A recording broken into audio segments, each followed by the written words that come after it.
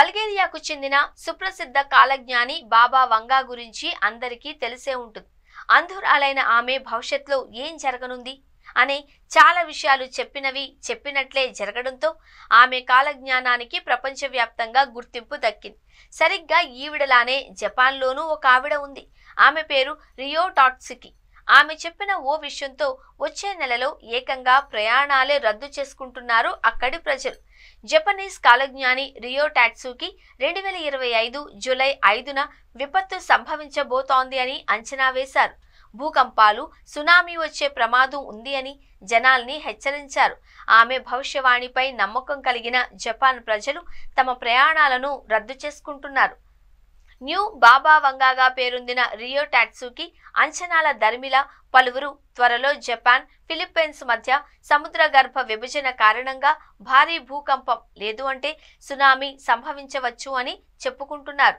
టాట్సుకి అంచనాలకు శాస్త్రీయ ఆధారం లేకపోయినా 2011లో జపాన్లో సంభవించిన తోహుకు భూకంపం, సునామీలు ఆమె గత అంచనాలను నిజం చేశాయి అంటున్నారు. నాటి భూకంపంలో ఏకంగా 18,000 మందికి పైగా ప్రజలు ప్రాణాలు కోల్పోయారు. బ్లూంబర్గ్ ఇంటెలిజెన్స్ తెలిపిన వివరాల ప్రకారం హాంకాంగ్ నుండి సగటు బుకింగ్లు ఏడాదికి 50% మేరకు తగ్గాయి. జూన్, జూలై మధ్య కాలంలో బుకింగ్లు 83% వరకు తగ్గాయి. ఏప్రిల్, మే హాలిడేస్ సమయంలో 50% వరకు బుకింగ్ల తగ్గుదల ఉంది అని హాంకాంగ్లోని ఒక ట్రావెల్ ఏజెన్సీ తెలిపింది. మరోవైపు రియో టాట్సుకి అంచనాలు నిరాధారము అని జపాన్ అధికారులు ప్రజలకు విజ్ఞప్తి చేస్తున్నారు.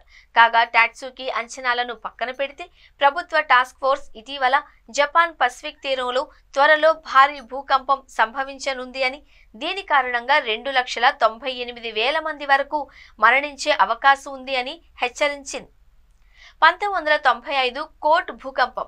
టాట్సుకి ఈ భూకంపాన్ని ముందుగానే ఊహించారు. 2011 తోహేకు భూకంపం, సునామీ. టాట్సుకి ఈ విపత్తును ముందుగానే అంచనా వేశారు. నాటి ఈ విపత్తులో 22,000కు పైగా మరణాలు సంభవించాయి. దీనిపై టాట్సుకి అంచనా నిజం కావడంతో ఆమెపై జపనీయులకు మరింత నమ్మకం పెరిగింది. టాట్సుకి రాసిన పుస్తకం ది ఫ్యూచర్ ఐసాలో 2020లో ఓ వైరస్ జపాన్తో పాటు ప్రపంచాన్ని వణికిస్తుంది అని చెప్పారామె. అది కోవిడ్-19 అని అక్కడి ప్రజలు బలంగా నమ్ముతారు.